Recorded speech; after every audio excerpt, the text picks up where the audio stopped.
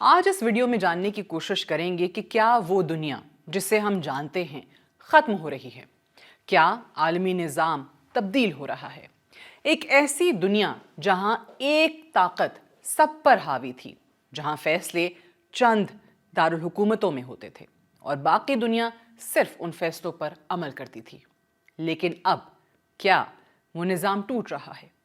کیا ہم ایک ایسی دنیا میں داخل ہو رہے ہیں جہاں کوئی ایک سپر پاور نہیں ہوگی، جہاں ہر ملک اپنے فیصلے خود کرے گا اور جہاں طاقت کا توازن مکمل طور پر بدل جائے گا؟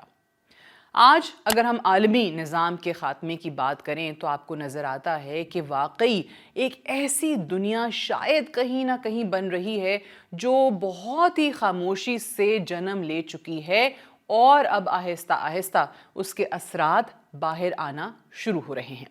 اگر سب سے پہلے ہم بات کریں کہ عالمی نظام تھا کیا جس کی تبدیلی کی ہم بات کر رہے ہیں، دوسری جنگ عظیم کے بعد ایک نیا عالمی نظام قائم ہوا۔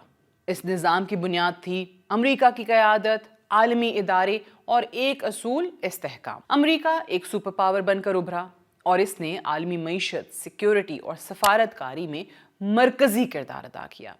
عالمی ادارے جیسے اقوام متحدہ، عالمی بینک اور IMF یہ سب اسی نظام کا حصہ تھے۔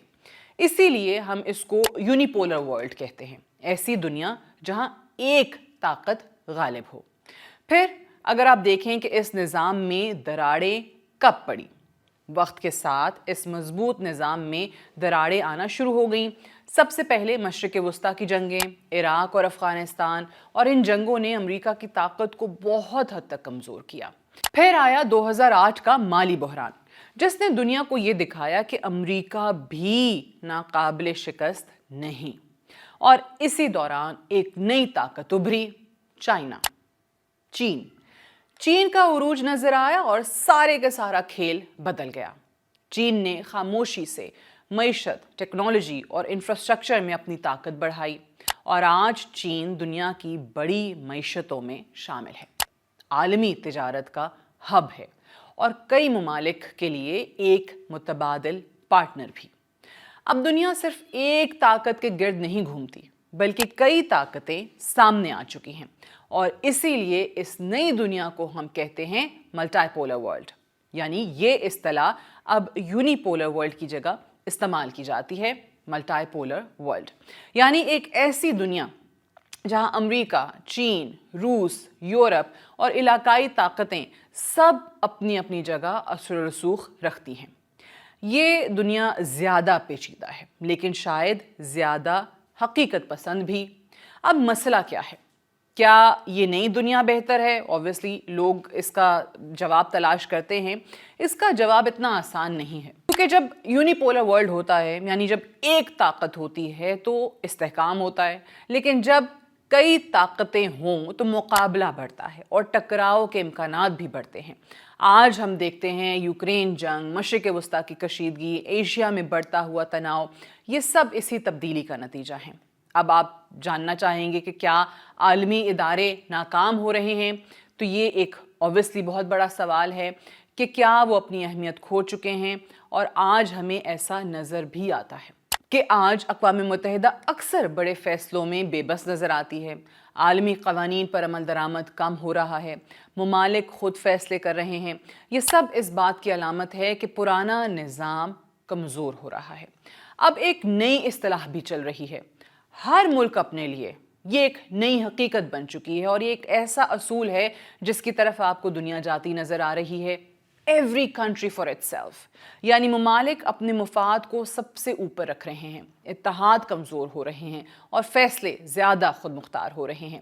اب بہت لوگ کہتے ہیں کہ شاید یہ ایک بہت ہی خطرناک صورتحال ہے، لیکن ایٹ دا سیم ٹائم یہ بہت حقیقت پسندانہ دنیا بھی ہے۔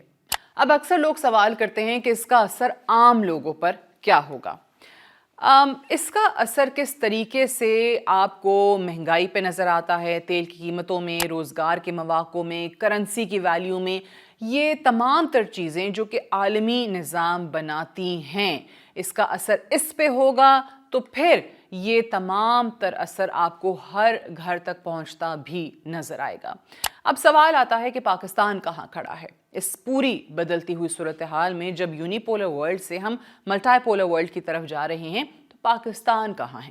پاکستان ایک بہت ہی اہم جغرافیائی مقام پر ہے، سب اس سے واقف ہیں، اور اس کے جو تعلقات ہیں چائنا کے ساتھ، امریکہ کے ساتھ اور گلف سٹیٹس کے ساتھ، اس کی بنیاد پہ بھی یہ سب سے ایک اہم کھلاڑی بن جاتا ہے۔ لیکن چیلنج بھی کوئی کم نہیں ہے، پاکستان کو بھی توازن برقرار رکھنا ہے، دباؤ سے بچنا ہے، اپنے مفادات کو ترجیح دینی ہے۔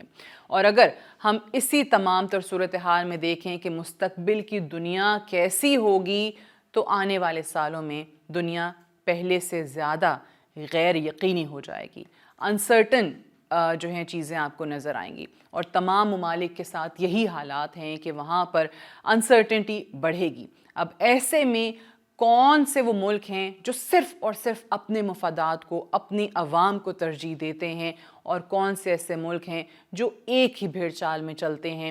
یہ فیصلہ وقت کرے گا۔